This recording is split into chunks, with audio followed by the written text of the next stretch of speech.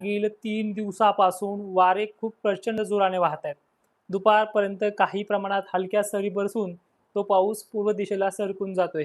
पण पश्चिम महाराष्ट्रातल्या पश्चिमी जिल्ह्यांची गोष्ट थोडी वेगळीच आहे. महापूर ते अतिवृष्टीचे जे काही इशारे मिळतात त्या भागामध्ये त्या पद्धतीनं पाऊसही पडतोय. कोल्हापूरपासून ते जवळपास घाटमाथे, पुणे परिसरामध्ये तसेच पंढरपूरच्या इंद्रायणी नदीला सुद्धा जे काही पुराच्या आपण बातम्या पाहतोय, अशा प्रकारे मुंबई, पुणे त्याचबरोबर नाशिक क्षेत्रामध्ये पावसाचा जोर वाढलेला आहे. हा पाऊस उद्या 7 जुलैला ते आजही काही ठिकाणी धुळ्याच्या, नंदुरबारच्या भागांमध्ये सुरुवात केलेली आहे.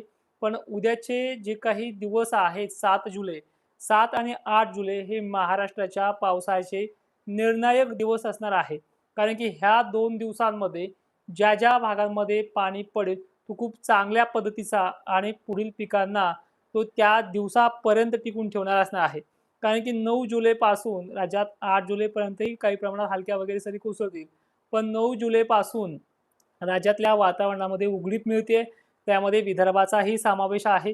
मराठवाड्यामध्ये काही ठिकाणी आधीच कमी आहे आणि काही ठिकाणी बरं आहे. तर अशा परिस्थितीमध्ये पुढचे दिवस कसे जातील याकडे ह्या व्हिडिओमध्ये आपण लक्षपूर्वक ऐकूयात.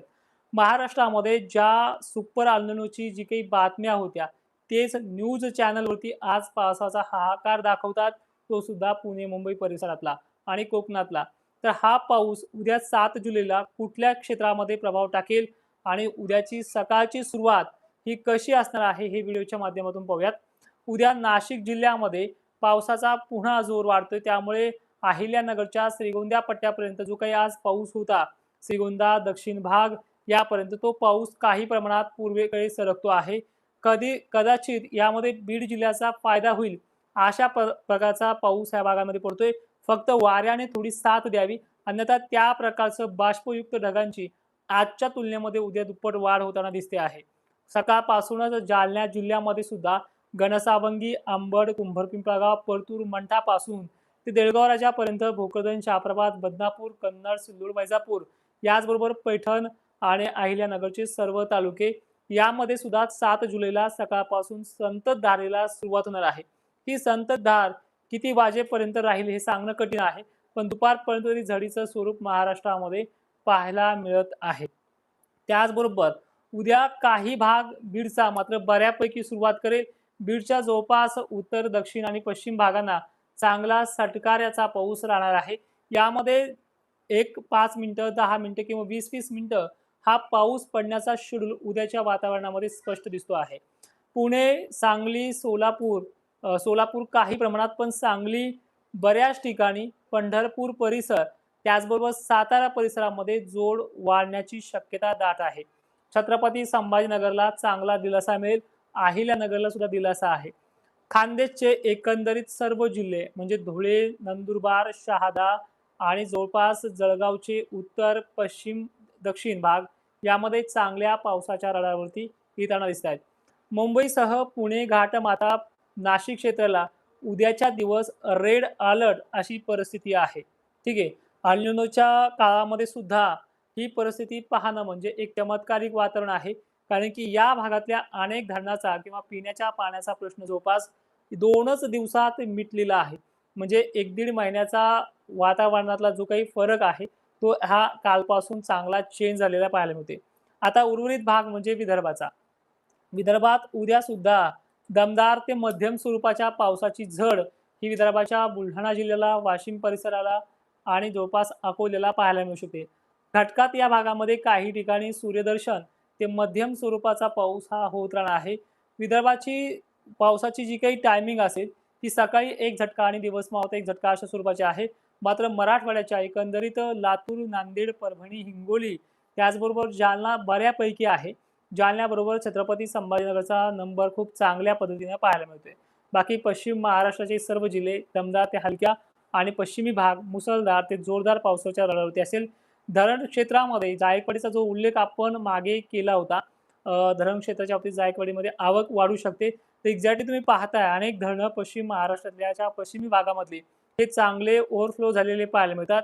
त्यामुळे उद्याच्या निर्णायक तारीख जी आहे 7 जुलै या तारखेच्या संध्याकाळपर्यंत पडणाऱ्या पावसामुळे जायकवाडीच्या धरणामध्ये काही प्रमाणात आवक वाढू शकते. ही एक पॉझिटिव्ह बातमी मराठवाड्यासाठी असणार आहे.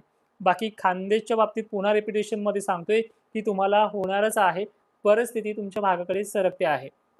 आता पुढील कंडिशन कशी आहे, म्हणजे महाराष्ट्रामध्ये जवळपास 8 जुलैपर्यंत हे दमदार आणि सटकारे जरी चालले, तर पुढे जवळपास 6 ते 7 दिवसाचा गॅप असणार आहे.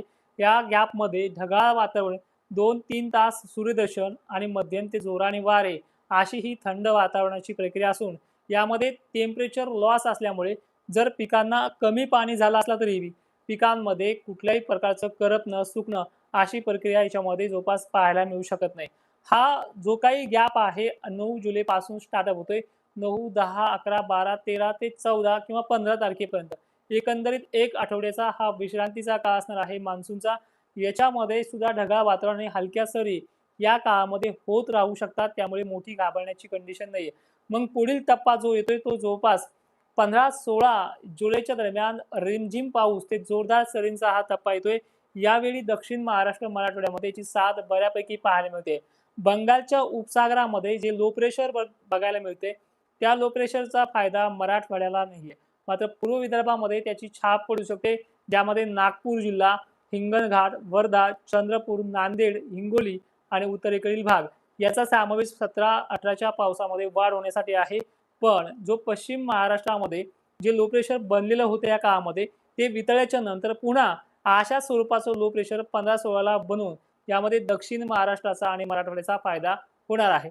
आणि हा महिना जर थोडे किरकोळ जिल्हे जर आपण सोडले, तर ह्या महिन्यामध्ये सापका, शिपका, रिमझिम, मध्यम अशा स्वरूपाच्याच पावसावरती हा महिना भागून घेईल. आता सप्टेंबर, ऑगस्ट, सप्टेंबरची जी काही कंडिशन आहे, याबद्दल बोलूया. हे जे पश्चिमी वारे आहेत, बखाडी वारे दरवर्षी सुटत असतात. ह्या महिन्यात ते आवर्जून सुटतात. त्यामुळे ह्या महिन्यामध्ये मोठ्या पावसापेक्षा छोट्या पावसावरती पिकं चांगले राहतील अशी शक्यता आहे. दीर्घकाळ मोठा खंड 20 दिवसाचा नाहीये. एक 7-8 दिवसाची उघडीप राहणार आहे फक्त. आणि त्यानंतर ऑगस्टमध्ये टेम्परेचर वाढणार आहे. टेम्परेचर वाढल्यामुळे जे काही विहिरीच्या पाण्याचा, तलावाचा, धरणाचा जो काही प्रश्न आहे मराठवाड्याचा आणि विदर्भाचा, तो देखील या पावसामध्ये मिटून जाईल. खान्देचाही याच्यामध्ये समावेश आहे. आणि ऑगस्ट आणि सप्टेंबर हा जो दुष्काळी पट्टा आपल्याला वाटतोय, दुष्काळी सदृश्य परिस्थिती वाटते, याला उत्तर देण्यासाठी अजून 1 महिना बाकी आहे. पण आजच्याच तारखेला पश्चिम महाराष्ट्रातल्या कोल्हापूर, सांगली, सोलापूर यामध्ये कमी आहे. पण पश्चिमी भाग कोल्हापूर, सांगली, कोल्हापूर या परिसराबरोबरच पुणे परिसर आणि नाशिक क्षेत्रामध्ये त्याचबरोबर खान्देशचा पाण्याचा बऱ्याच भागातला प्रश्न हा मिटवणार आहे. विदर्भाच्या बाबतीत थोडं अजून बोलायचं झालं तर विदर्भाचा पाण्याचा प्रश्न अनेक भागांचा मिटलेला आहे. फक्त 30 आणि 40% भाग राहिले. तिथे फक्त चांगला वाहुणी पाऊस झालाय. काही ठिकाणी जेमतेम आहे. पण 50% भागांच्या नदीला पाणी आपण दौऱ्यादरम्यान पाहिले, तिथे चांगल्या पद्धतीनं पडलेलं होतं. या व्हिडिओमध्ये इथेच थांबतोय. लवकरच भेटूया Facebookच्या लाईव्हमध्ये. तोपर्यंत